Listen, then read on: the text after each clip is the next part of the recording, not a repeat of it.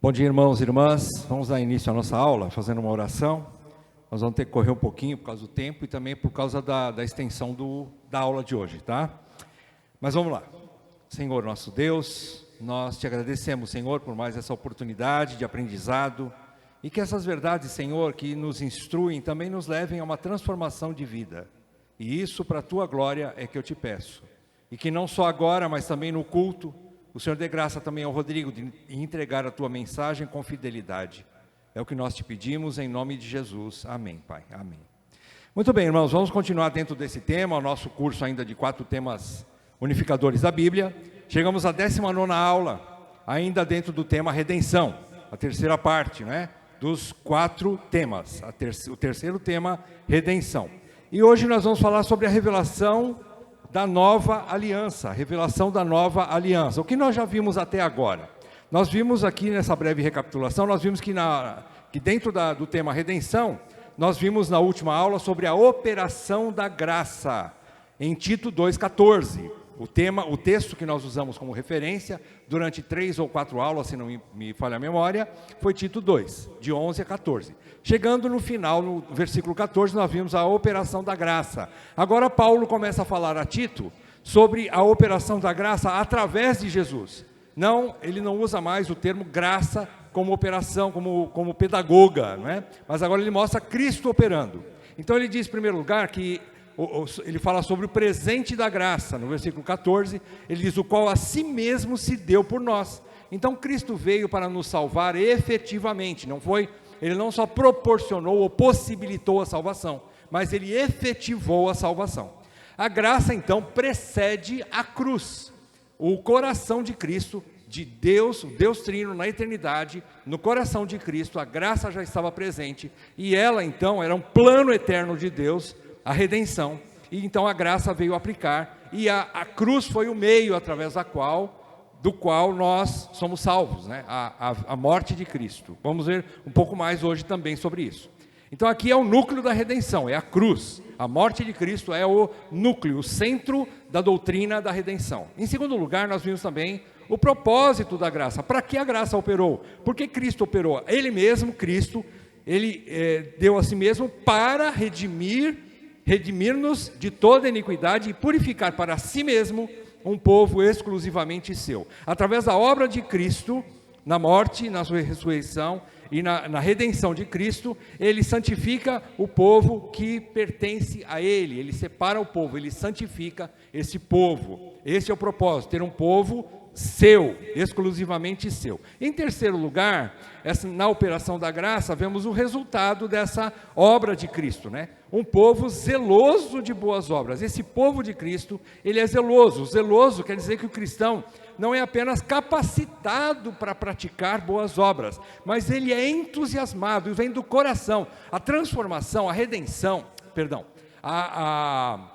a conversão, ela vem de dentro para fora, do coração que exterioriza em boas obras. A religião faz ao contrário, faz boas obras para tentar alcançar Deus, e não vai conseguir nunca. Enquanto que Cristo, na sua obra legítima de transformação, ele transforma, ele dá um entusiasmo, um zelo, né, para praticar boas obras. Vocês estão enxergando aí? Está um pouquinho baixo aqui, né? Dá para ver? Cristo então ele opera transformando de dentro para fora, para que as pessoas crentes, os cristãos, eles pratiquem boas obras que dão novo sentido à vida. Hoje nós temos a nossa vida tem um propósito, um sentido, né? E então a graça transforma mentes e corações dos eleitos, antes de que eles possam praticar qualquer boa obra. Então vem de dentro para fora. Muito bem. Hoje nós vamos ver dentro da revelação de Deus, da revelação da redenção, na história bíblica. Nós podemos dizer que aqui é um trechinho, né? Podemos dizer que seria o sumo, né? Bem espremidinho da teologia bíblica. O que é teologia bíblica? Teologia sistemática é quando você estuda Deus através de temas, né? Através de um sistema de assuntos separadamente, sistematicamente separado. Por isso que é a teologia sistemática. A teologia bíblica, ela é ensinada de Gênesis a Apocalipse, dentro da história bíblica. Então isso é teologia bíblica, que conta a história de Deus através das do andamento da história bíblica, né? Durante o tempo bíblico, desde no Novo até do Velho até o Novo Testamento. Então, seria mais ou menos esse esquema aqui, ó. A revelação progressiva de Deus é um caminho de salvação. A revelação de Deus através da Bíblia, a Bíblia nos conta uma história de salvação, de redenção. Toda a história bíblica mostra o amor de Deus por um povo rebelde, que mesmo assim ele insistentemente, eternamente, ele é apaixonado, ele ama este povo de uma maneira que ele não abandona esse povo, e ele então progressivamente, ele vai apresentando a sua vontade em salvar esse povo, de maneira, através de alianças, de dispensações, nas alianças que ele vai fazendo com o povo, ao longo da história bíblica, não é? Então, é um caminho de salvação que nós estudamos na Bíblia, desde Gênesis até Apocalipse. Então, aqui nós temos um marco central, o ponto zero, o ponto de, podemos dizer assim, o ponto de, como diz Paulo em Efésios, né? De convergência de toda a história da Bíblia sobre redenção, converge na cruz de Cristo, em Cristo. Ele é o ponto central de toda a história bíblica, Cristo. Tudo apontava para Cristo. Então, no passado, os crentes tinham uma fé que aguardava algo, aguardava um Redentor que ainda viria. Era a fé que eles tinham no passado. Eles não poderiam crer exatamente na pessoa de Jesus Cristo, porque eles ainda não tinham essa revelação. Mas eles tinham uma revelação de um Deus que prometeu lá em Gênesis 3,15, que salvaria o povo através de um descendente da mulher que esmagaria a cabeça da serpente. Então, nessa promessa, o povo cria que esse descendente haveria de vir. Então, é uma fé que apontava para frente, para algo que ainda não tinha acontecido. Nós, ou todos os crentes a partir de Cristo, no Novo Testamento, né? Eles olham para trás, nós olhamos para a cruz, para a morte de Cristo, algo que já aconteceu. Nós já sabemos quem é esse Redentor. Então, digamos assim, nós temos mais informações sobre o Redentor, né? Porque nós já vimos quem ele é, do que os crentes do passado. Mas isso não significa que eles não foram salvos.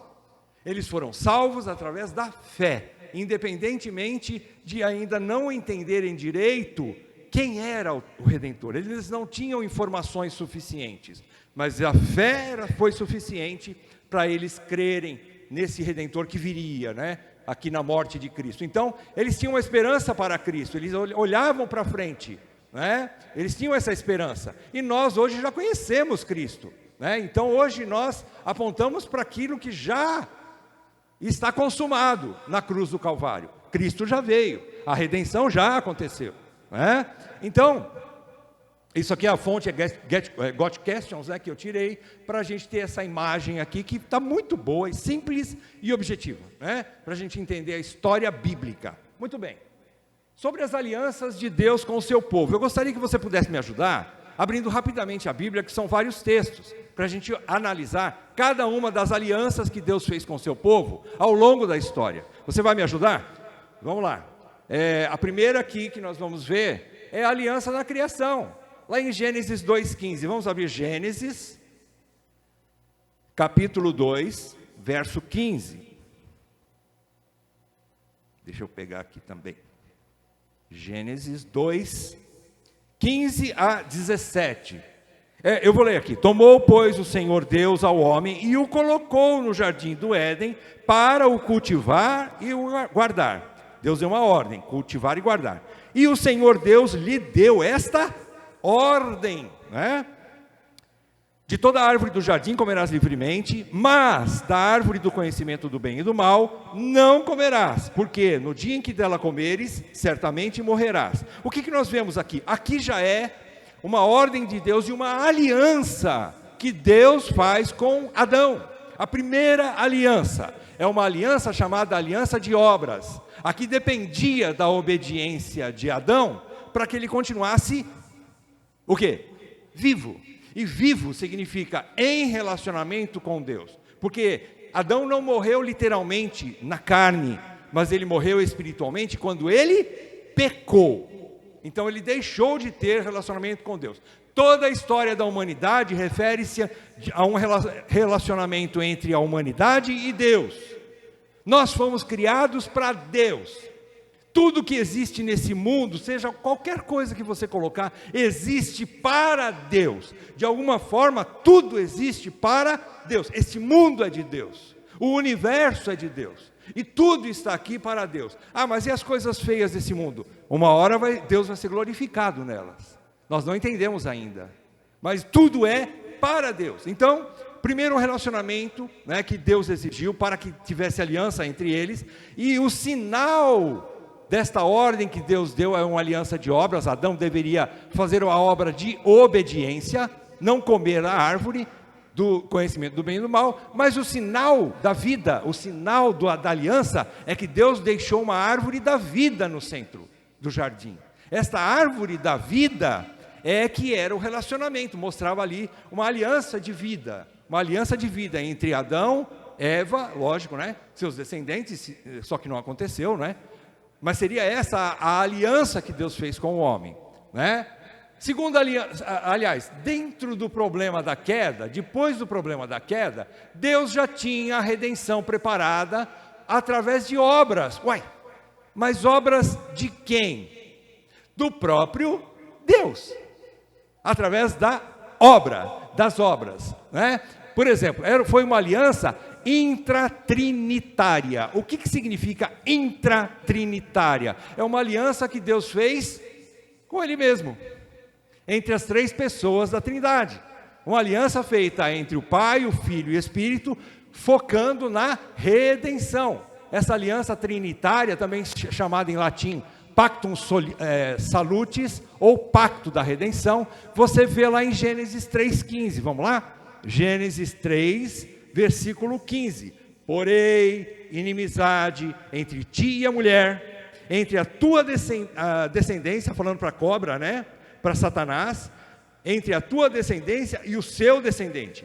Este, ou seja, o descendente da mulher, ferirá a cabeça, te ferirá a cabeça, e tu lhe ferirás o calcanhar. Deus já estava mostrando, ferir a cabeça da serpente significaria destruir o plano de Satanás de roubar o povo que seria de Deus, ou de manter o povo escravo. Por isso que a palavra redenção significa o quê? Libertação. Redenção é libertação. Deus libertou o povo do jugo, da escravidão do pecado, da escravidão que Satanás impôs sobre o povo. Então, Deus já prometeu isso aqui. E essa aliança, quando Deus fala, não dependia de ação humana, e nem de outro qualquer ser existente da criação, mas única e exclusivamente do Deus Trino. Deus planejou, Pai planejou a redenção, o Filho executou a redenção, e o Espírito Santo aplicou a redenção no coração dos eleitos, não de toda a humanidade. Nós não cremos na salvação universal, na redenção universal. Nós cremos na expiação limitada, que a obra de Cristo foi suficiente somente para os eleitos, né? Então, aqui, o sinal é justamente essa promessa, a inimizade entre o povo de Deus e Satanás. Nós temos um inimigo e nós somos inimigo dele. Nós não temos nenhuma comunhão entre luz e trevas, entre o maligno e Cristo, entre a igreja e o sistema diabólico. Nós não temos essa amizade, por assim dizer, não é? Então existe essa inimizade. Aí vem a segunda aliança que Deus faz com Noé. Era já a aliança da graça. Por quê? Porque Noé não tinha feito nada suficiente para receber como mérito essa nova aliança. Deus viu que toda a humanidade estava perdida. Ele resolve destruir a humanidade através do dilúvio, mas ele escolhe para si, faz aliança com Noé. E essa aliança foi pela graça. Veja comigo capítulo 9 de Gênesis, versículos 8 a 17. Diz assim: Disse também Deus a Noé e a seus filhos: eis que estabeleço a minha aliança convosco e com a vossa descendência, e com todos os seres viventes que estão convosco, tanto as aves, os animais domésticos e os animais selváticos, que saíram da arca, como todos os animais da terra. Estabeleço a minha aliança convosco, não será mais destruída toda a carne por águas de dilúvio, nem mais haverá dilúvio para destruir a terra. Disse Deus: este, olha só, o sinal, este é o sinal da minha aliança, que faço entre mim e vós, e entre todos os seres viventes que estão convosco para perpétuas gerações. Porém, nas nuvens, qual é a aliança? É a aliança do arco, né? Onde eu estou? Versículo 13, né? Porém, nas nuvens o meu arco será por sinal da aliança entre mim e a terra. Sucederá que quando eu trouxer nuvens sobre a terra, e nelas aparecer o arco, então me lembrarei da minha aliança firmada entre mim e vós, e todos os seres viventes, de toda a carne, e as águas não mais se tornarão em dilúvio para destruir toda a carne. O arco estará nas nuvens, vê-lo-ei, e me lembrarei da aliança eterna entre Deus e todos os seres viventes, de toda a carne que há sobre a terra. Disse Deus a Noé: este é o sinal da aliança estabelecida entre mim e toda a carne sobre a terra. Até aqui. Então, o sinal era o arco-íris. Era o sinal da aliança da graça que Deus fez com Noé. Mas aí, dali para frente, os descendentes de Noé andaram direitinho nos caminhos do Senhor? Mantiveram a aliança da parte do homem para Deus? De Deus para o homem, sim, ele é fiel. Mas a aliança foi mantida? Não. Noé mesmo imediatamente já peca, né? Já comete besteira, os filhos dele também, e aí vai. Então, Deus chama Abraão e refaz a aliança da graça de novo. Porque Abraão também era idólatra, ele não merecia o chamado, mas Deus o chama graciosamente e estabelece uma nova aliança da graça com ele. Gênesis 17, de 1 a 10. De 1 a 10. Quando atingiu Abrão, a idade de 99 anos, apareceu-lhe o Senhor e disse-lhe: eu sou o Deus Todo-Poderoso, anda na minha presença e sê perfeito. Farei uma aliança entre mim e te multiplicarei extraordinariamente. Prostrou-se Abrão, rosto em terra, e Deus lhe falou: quanto a mim, será contigo a minha aliança, serás pai de numerosas nações. Abrão já não será o teu nome, e sim Abraão, porque por pai de numerosas nações te constituí. Far-te-ei fecundo extraordinariamente, de ti farei nações, e reis procederão de ti. Estabelecerei a minha aliança entre mim e ti, e a tua descendência no decurso das suas gerações, aliança perpétua, para ser o teu Deus e da tua descendência. Dar-te-ei à tua descendência a terra das tuas peregrinações, toda a terra de Canaã, em possessão perpétua, e serei o seu Deus. Então Deus faz uma nova aliança com Abraão. E qual é a marca? Nós sabemos que Abraão instituiu a circuncisão. Era a marca naquele tempo, né? Então, a circuncisão era a marca da aliança entre Deus e o homem. Mais uma marca aí, que era para lembrança do homem, não de Deus. Deus não se esquece da aliança, mas era uma marca para nós, para o povo da época se lembrar daquela aliança. Agora, perceberam que a coisa começa a ficar mais próxima? Antes foi uma aliança da obra que quebrou. Obras não funcionam. Para o homem não consegue praticar as ordens. Então Deus redime e faz uma promessa que Ele mesmo estabeleceria a redenção, através de uma aliança entre Deus mesmo, as três pessoas. Aí vem com Noé o arco lá longe. Aqui, com Abraão, a marca já no prepúcio, né, do órgão genital masculino. Já aproxima, fica marcada na carne do ser humano.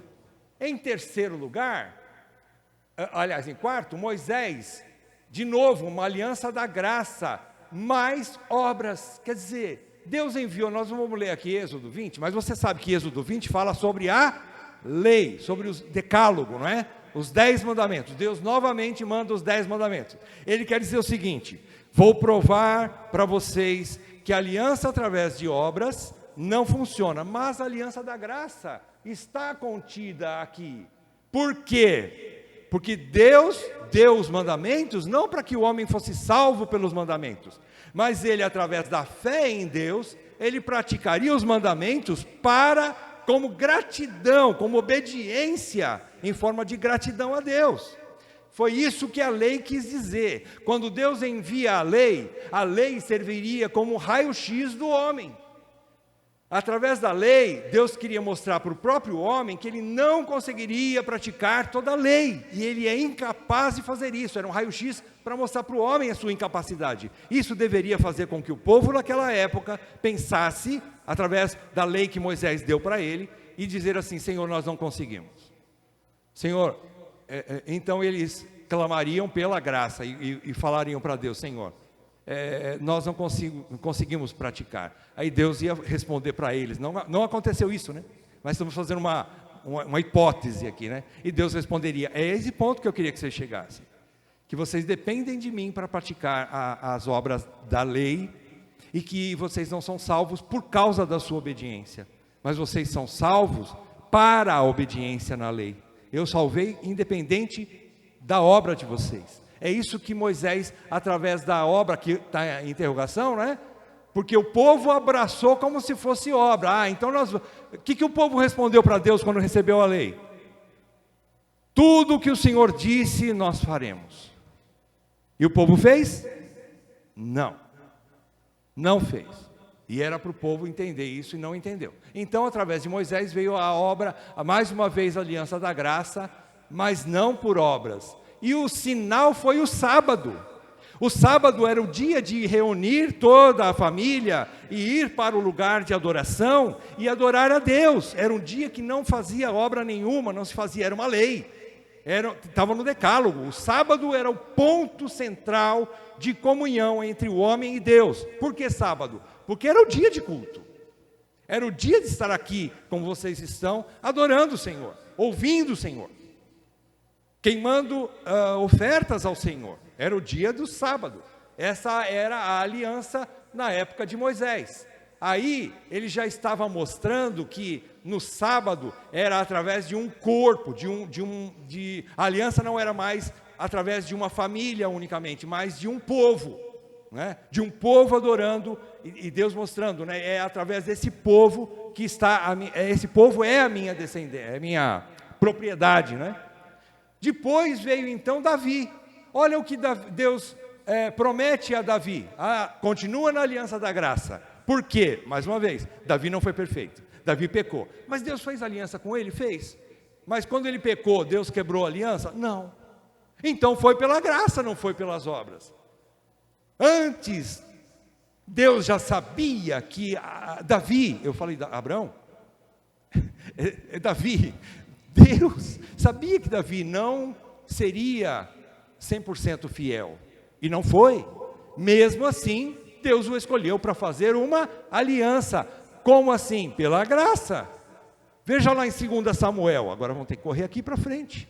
Se você achou, já pode ler. 2 Samuel, capítulo 7, de 12 a 16. Eu vou ler aqui. Quando teus dias se cumprirem e descansares com teus pais, Deus está falando com Davi, através de Natã, né? Deus está prometendo para Davi: quando você morrer, quando teus dias se cumprirem e descansares com teus pais, então farei levantar depois de ti o teu descendente, que procederá de ti, e estabelecerei o seu reino. Este edificará uma casa ao meu nome, e eu estabelecerei para sempre o trono do seu reino. Eu lhe serei por pai, e ele me será por filho. Se vier a transgredir, castigá-lo-ei com varas de homens e com açoites de filhos de homens. Mas a minha misericórdia se não apartará dele, como a retirei de Saul, a quem tirei de diante de ti. Até o 16, né? Porém, a tua casa e o teu reino serão firmados para sempre diante de ti. Teu trono será estabelecido para sempre. Então Deus faz uma aliança com Davi, e o sinal era um filho. Era um filho. Deus fala, é lógico que não foi Salomão, este aqui. Deus estava falando sobre Salomão, mas Salomão representava alguém que viria depois, porque o trono de Salomão não foi estabelecido para sempre. O Cordeiro de Deus, que é santo e tira o pecado do mundo, jamais cometeria pecados, então ele não iria transgredir, como diz o versículo 14. Então, aqui fala do homem pecador.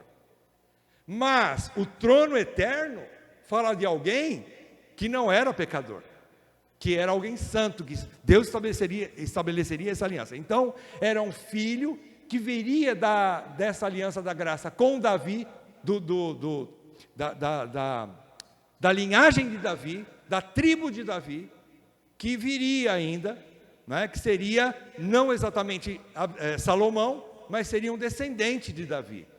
Então as coisas começam a ficar mais claras. Agora o povo de Deus já sabia de onde viria o Messias. O Messias vem de alguém que é da linhagem de Davi, é da tribo de Davi. Agora a gente já tem mais visão sobre o Redentor. Vocês perceberam? Foi chegando cada vez mais perto. Agora o povo naquela época de Davi já tinha um vislumbre um pouco melhor do que aqueles das primeiras alianças, com Noé, com Abraão, né?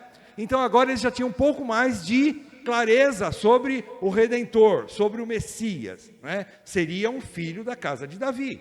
E então, a nova e definitiva aliança, que continua sendo a aliança da graça, sempre foi pela graça.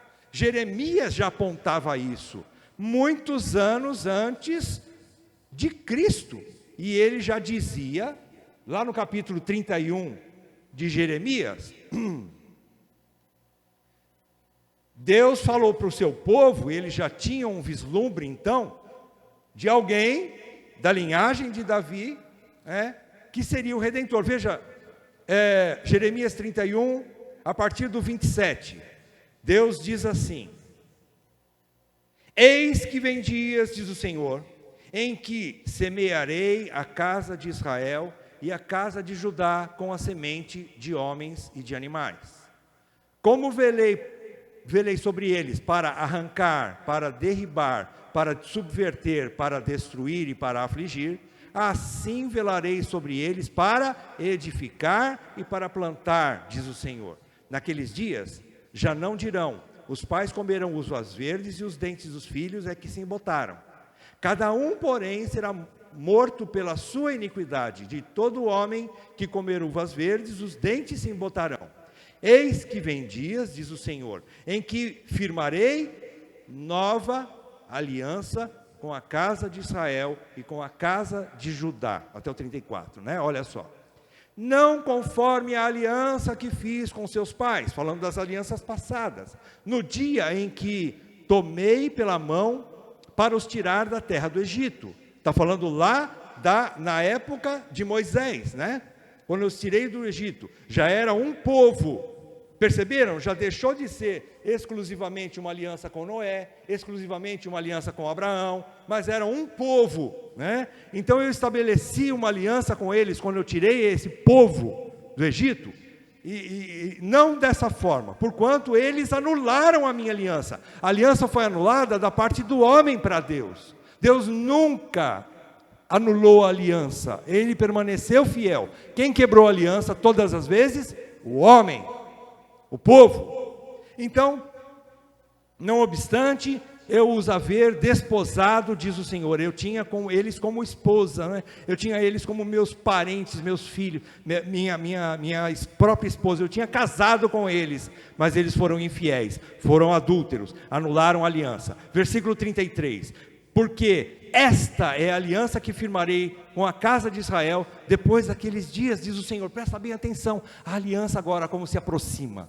Olha só, como que Deus estabelece a nova aliança?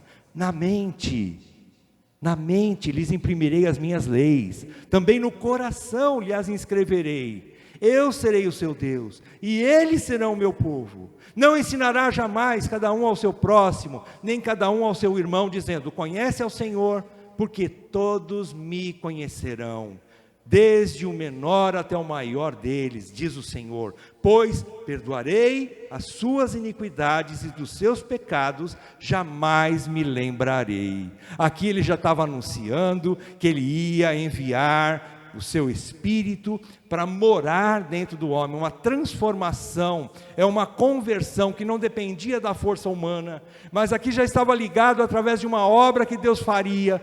Em outras passagens, outros profetas dizem que Deus enviaria o seu Espírito, tiraria o coração de pedra e lhes daria um coração de carne, e através do seu Espírito, o povo viveria através do Espírito de Deus dentro deles, né? Então, essa é a promessa que começa a ficar cada vez mais próxima, não é? E ele diz aqui que essa aliança também dependeria de um perdão, de uma limpeza, uma purificação, uma redenção, pois perdoarei as suas iniquidades, e dos seus pecados jamais me lembrarei, no final do versículo 34, dependia uma redenção, a redenção, né? Dependeria desta purificação, desse perdão de pecados, que o homem somente alcançaria através de alguém que estivesse fora dele. Agora, olha para Mateus 26, agora Jesus mostrando a realidade, quando tudo se concretiza nele. Mateus 26, 27 a 29. A seguir tomou um cálice e, tendo dado graças, o deu aos discípulos, dizendo, bebei dele todos. O cálice simbolizando o quê? O seu sangue vertido na cruz. Aqui ele elimina a festa da Páscoa. Nessa última Páscoa, Jesus elimina a Páscoa. Daqui para frente não tem mais comemoração de Páscoa. Aqui ele estabelece a ceia no lugar da Páscoa. E ele não tem mais necessidade de sangue vertido e pintado nas portas externamente dos hebreus. Aqui era o vinho simbolizando o seu próprio sangue, o sangue do Cordeiro verdadeiro, do Cordeiro de Deus. Ele põe o sangue ali, mostrando que o sangue mostrando que ele pagou o preço através da sua morte. Sangue derramado significa morte. Então vocês estão participando do cálice do meu sangue, né? Como ele diz no versículo 28, porque isto é o meu sangue, o sangue da nova aliança, derramado em favor de muitos para a remissão de pecados. O sangue significa isso, através da morte de Cristo, os nossos pecados foram perdoados, foi o que Deus prometeu lá em Jeremias, no versículo 34 que nós lemos, capítulo 31, versículo 34, o perdão dos pecados, né? Para a remissão de pecados. E digo-vos que desta hora em diante, não beberei deste fruto da videira, até aquele dia em que hei de beber novo convosco no reino de meu Pai. Até aqui. Então, aqui Jesus já estava simbolizando, mostrando que a promessa de Deus, lá em Gênesis, capítulo 3, versículo 15, quando Deus promete a Eva e a Adão, que ele enviaria um descendente dela, né, que nasceria lá no futuro, e que esmagaria a serpente, aqui ele esmagou a serpente. Jesus esmagou a serpente. Quando ele morreu na cruz, ele esmagou o plano satânico, e a redenção foi consumada. O preço que Satanás acusava os homens de terem pecado contra Deus, foi pago, através de quem? De Cristo, na cruz. Então vejam que essa é a história da redenção. Aqui, como é que eu posso dizer? A revelação da redenção se torna claríssima, ela aconteceu. Aliás, aqui ela está consumada, ela está concretizada na pessoa de Jesus Cristo. E qual era o sinal daqueles que pertencem a Cristo? O batismo. O batismo. Lá no final de Mateus fica bem claro que aqueles que pertencem a Cristo, a ordem de Cristo para o povo de Deus é que vão pregar o evangelho em toda a terra, batizando-os em nome do Pai, do Filho e do Espírito Santo, e ensinando-os a guardar tudo o que eu vos ensinei. Então ali o batismo é o sinal da nova aliança, é o batismo, né? Através do batismo. Então, a aliança da redenção é concluída em Cristo, e essa aliança é, mais uma vez, intratrinitária. Mais uma vez, o que é intratrinitária? É dentro da Trindade. É uma aliança feita entre Deus mesmo e Ele mesmo. Deus e Ele mesmo. É feita entre as três pessoas da Trindade. Não dependia de um acordo externo, porque todo acordo externo falhava. Porque se fosse todo acordo que foi feito com o homem, do homem, da parte de Deus para o homem, tudo bem, era infalível. Mas a parte do homem para Deus, sempre falhou. Então por isso é uma aliança da graça, sempre foi pela graça, e essa aliança só depende de Deus. É feita entre Deus e Ele mesmo. Vejam lá em Hebreus 8, alguém quer ler? Agora, pode ler, se você achou. Eu estou falando para ler e não deixo ler, né?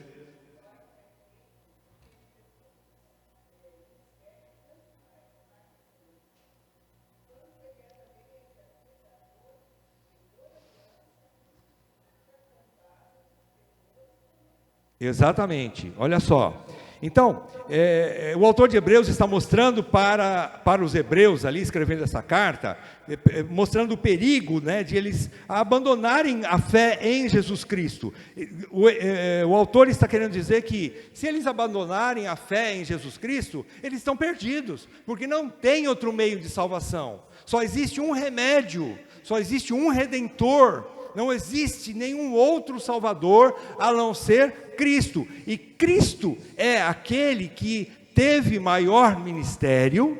Veja, Jesus Cristo não só é o ministro ou o sacerdote mais excelente, o sumo sacerdote, o perfeito sumo sacerdote, mas ele também é o próprio sacrifício.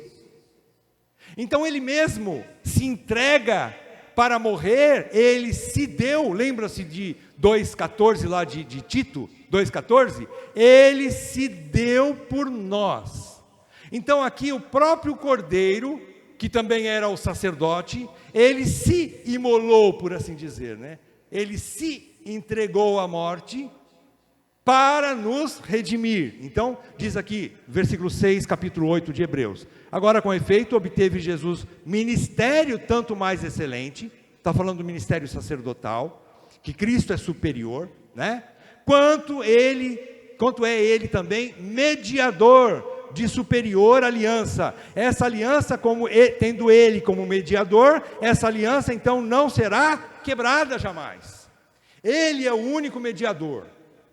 Vejam, nós somos alvo desta aliança, mas nós não conseguimos mais quebrar essa aliança, porque essa aliança foi feita entre Deus e Ele mesmo. É impossível alguém quebrar essa aliança, né? Vocês perceberam? Aí a gente vai, é lógico, entra na história da apostasia. Isso é um outro caso, mas você vai se lembrar que eu já falei sobre isso. E quando alguém abandona Cristo? É porque ele nunca foi de Cristo. Existe muita gente na igreja que parece, mas não é. Tem forma de crente, mas não é crente. Aí quando eu recebo isso, cai um temor na minha vida, quando eu ouço isso. E isso é bom. Quando cai um temor na minha vida, quer dizer assim: Senhor, eu não quero estar enganado a respeito da minha fé. Senhor, por favor, não me abandone. Sabe quando Davi ora lá no Salmo 51? Senhor, por favor, não retires de mim o teu Santo Espírito, nem me repulses da tua presença. É isso que Deus quer que nós façamos todo dia. Senhor, eu não quero estar enganado a respeito da minha fé. Então, por favor, Senhor, não me retire o teu Santo Espírito, porque só Ele garante que eu permanecerei na fé. Só o Espírito. Por quê? Porque Deus prometeu: eu imprimirei a lei na sua mente e no seu coração, e o meu Espírito estará convosco, eu habitarei neles, eles serão a minha morada. Então quando Deus mora dentro de um crente, ele jamais se perde, porque Deus está levando ele através do seu Espírito para o final desse caminho, para casa. O verdadeiro crente nunca vai se perder. Pode escorregar de vez em quando, mas ele nunca se perde. Encerrando. Então, esse ponto de Hebreus 8:6, né, fica bem claro para nós que Cristo, essa superior aliança que Deus havia feito, começou lá na primeira aliança, em Gênesis, não foi? Quando Deus fala para a mulher, um filho que vai nascer da mulher esmagará a cabeça da serpente, né? Essa é a promessa lá na primeira aliança. E aqui está aquele que esmagaria a cabeça da serpente. Então, a aliança de Jesus Cristo é infinitamente superior às outras alianças. Mas a pergunta é a seguinte, João Calvino vai ajudar a gente a entender melhor. E os crentes do passado, que não sabiam nada a respeito de Jesus? Nada, vírgula, né? Então vamos ver o que Calvino fala. Ele diz assim, sobre a revelação da nova aliança. O Senhor susteve esta economia, o Senhor manteve, né? O Senhor foi base desta economia, desta aliança, né? E esta ordem na administração do pacto de sua misericórdia, de sorte que, quanto mais com o correr do tempo se aproximava o dia da plena revelação, com tanto maior clareza o quis anunciar. Vocês perceberam a revelação que foi ficando cada vez mais clara, como se fosse uma madrugada, até que o sol raiasse lá, né, em pleno dia, né? Então, ele continua dizendo, assim no início, está aqui, né? Assim no início, quando a primeira promessa de salvação foi dada a Adão, Gênesis 3,15, ela brilhou como uma faísca fraca, foi uma faísquinha, uma luzinha. Então, ao ser ela adicionada, cada aliança adicionada a uma nova revelação, a luz cresceu em plenitude, rompeu cada vez mais e derramando o seu brilho mais amplamente. Finalmente, quando todas as nuvens se dispersaram, Cristo, o sol da justiça, plenamente iluminou toda a terra. Calvino escreve nas Institutas, que coisa linda. Ele está mostrando que assim, quando Cristo chegou, não tem mais nada além de Cristo. Cristo é o sol que precisava, Cristo é o final, Cristo é o ontem, o hoje e o eternamente, o alfa e o ômega. Cristo é aquele em quem convergiram todas as coisas, quer sobre os céus, quer nos céus, quer sobre a terra e debaixo da terra. É em Cristo que todas as coisas são convergidas. Ele é o motivo do universo existir. E Ele é o Redentor de um povo especial, que é dono do universo junto com Ele. Que coisa grandiosa! Ele é o sol da justiça que brilhou. Ele continua dizendo, Calvino, a revelação progressiva não significa que o povo de Deus no Antigo Testamento não tinha qualquer revelação ou compreensão. Aqueles que viveram antes de Cristo, diz Calvino, não estavam sem a pregação que contém a esperança de salvação e de vida eterna, mas eles só tinham um vislumbre de longe e um esboço sombrio, aquilo que vemos hoje em plena luz do dia. Então hoje nós vemos claramente, eles só tinham um vislumbre, ok? Agora vamos fazer algumas considerações finais, para concluir. Como eu disse, está bem recheado, eu vou correr. O plano de Deus é desdobrado em diferentes alianças ou dispensações, desde a criação até a nova aliança. Sempre foi através de alianças que Deus fez com o seu povo, sempre de Deus para o povo, de Deus para o povo, não é? Mas não significa que as alianças anteriores sejam falsas ou insuficientes. Cada aliança revelou o entendimento suficiente para os crentes de cada época fundamentarem a sua fé. Embora detalhes sobre o plano de Deus na redenção foram ficando cada vez mais claros no decorrer da história bíblica. É no decorrer da história bíblica que a revelação foi ficando mais clara, não é? Calvino continua dizendo, aliás, isso aqui não é mais Calvino. Portanto, toda a revelação desde o início acompanha o processo histórico da redenção. sendo mais e mais detalhada, chegando cada vez mais próximo, apontando, dando mais sinais, né? Dando mais evidências de quem seria o Redentor, não é? E por fim, finalmente, culmina na obra redentora de Cristo, na qual, em última análise, depende a salvação dos crentes de todas as épocas, no passado, no presente e no futuro. Vejam, todos os crentes são salvos por uma única fé. A fé é o único meio, não é por obras, sempre foi pela fé. Eles foram salvos pela fé, nós somos salvos pela fé. O que eles tinham de remédio na época? A esperança de um Messias. Foi o remédio suficiente para eles? Foi. Nós vamos encontrá-los no mesmo lugar lá na glória? Vamos. Eles tiveram tanta revelação, tanto entendimento como nós? Não. Mas o que eles tiveram foi suficiente. O remédio que eles tiveram na época foi suficiente.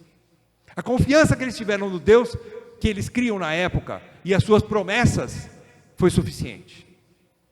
Então, eles não ficaram de fora. Eles tiveram a salvação através do mesmo meio, que é fé num Redentor que viria. E nós temos a fé num Redentor que já veio. Mais uma vez, esse quadro para a gente ver. Então, eles aguardavam algo, né? Pela fé, eles aguardavam algo. Pela fé, nós já temos algo, a cruz, não é? Pela fé, eles tinham esperança para um Redentor que viria, o Cristo que viria.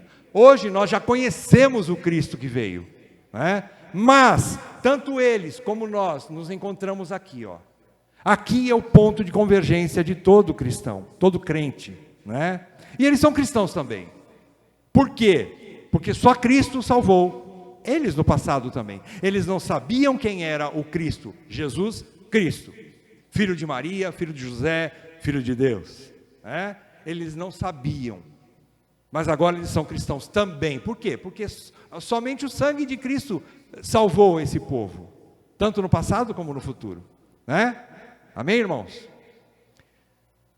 Pai, que essas verdades, Senhor, estejam nos edificando, nos fortalecendo na fé e também, Pai, nos ajudando a nós compreendermos o que aconteceu ao longo da história. Senhor, que isso não fique somente em teoria, mas que isso nos alegre, sabendo que tudo está consumado em Cristo. E que nós podemos ter descanso quanto aos santos do passado. E que nós também podemos estar olhando para o futuro e sabermos que a nossa redenção está consumada. E nós olhamos para Jesus e louvamos esse Jesus que concluiu a obra na cruz. Assim nós oramos e agradecemos em nome de Jesus. Amém, Pai. Amém.